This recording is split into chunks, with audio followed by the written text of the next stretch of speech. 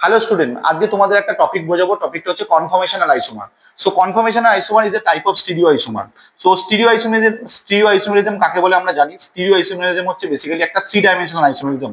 তো এটা হচ্ছে বেসিক্যালি একটা স্টিরিও আইসোমারিজমটা আমি বুঝিয়েছি কিছু মডেল দিয়ে। এই মডেলটাকে বলা হয় হচ্ছে সহর্স কনফর্মেশন। এই সহর্স কনফর্মেশনের এটা হচ্ছে এক্লিপস ফর্ম। ভালো করে যদি তোমরা দেখো, এটা হচ্ছে হাইড্রোজেন অ্যাটম এবং হাইড্রোজেন অ্যাটম গুলো খুব কাছাকাছি আছে। এই কাছাকাছি থাকার ফলে কি হবে, এখানে একটা স্টেরিক রিপালশন হবে। সেই স্টেরিক রিপালশনের জন্য আমরা যদি বন্ড অ্যাঙ্গেলটাকে একটু ঘুরাই, মানে এটা হচ্ছে কার্বন, এটা হচ্ছে কার্বন, তাহলে কার্বন টু কার্বন বন্ড অ্যাঙ্গেলটাকে আমি একটু রোটেশন করালাম। দেখো রোটেশন হচ্ছে। এটাকে এই যে রোটেশন হয়, নতুন যে আইসোমারটা তৈরি হবে একে বলবে skew isomer, SKEW, skew isomer. এবার যদি আমি এটাকে পুরোপুরি 120 ডিগ্রি রোটেশন করে দিই, তাহলে দেখো পুরো 120 ডিগ্রি রোটেশন হলাম, দেখো সম্পূর্ণ অপোজিট ডিরেকশনে চলে গেছে। একে তখন আমরা বলবো staggered confirmation of the সহর্স projection. তো সহর্সের এটা স্ট্যাগার্ড।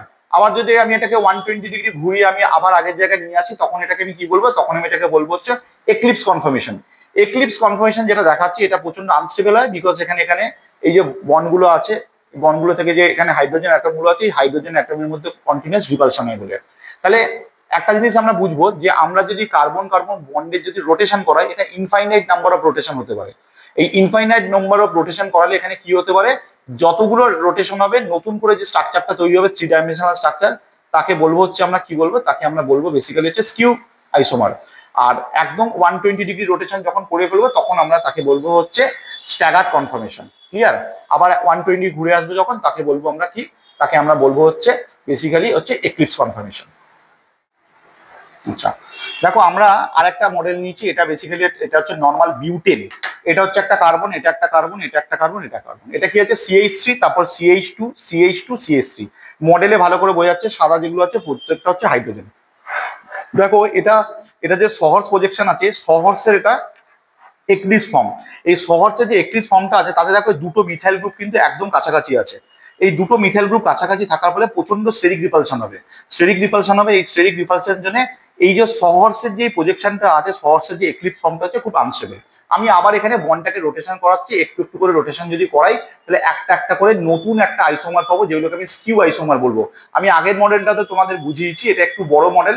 এটাকে ঘোরাতে ঘোরাতে আমি পুরোপুরি কি করবো, এটাকে পুরোপুরি 120 ডিগ্রি ঘুরিয়ে দেবো। দেখো আমি 120 ডিগ্রি ঘুরিয়ে দিলাম। তাতে এবার ভালো করে দেখো, এখানে কিন্তু দুটো মিথাইল গ্রুপ একদম অপোজিট ডিরেকশনে চলে আসছে। তোমরা যদি ভালো করে দেখো, দুটো মিথাইল গ্রুপ একদম অপোজিট ডিরেকশনে চলে এসছে। তখন আমি একে কি বলবো, তখন আমি একে বলবো স্ট্যাগার্ড কনফর্মেশন। তাহলে এটা হচ্ছে সহর্স প্রজেকশনের স্ট্যাগার্ড কনফর্মেশন। তাতে দেখো এই একটা মিথাইল গ্রুপ আর এই একটা মিথাইল গ্রুপ, দুটো কিন্তু একদম অপোজিট ডিরেকশনে আছে। এই অপোজিট ডিরেকশনে থাকার ফলে এখানে স্টেরিক রিপালশনটা কম হবে।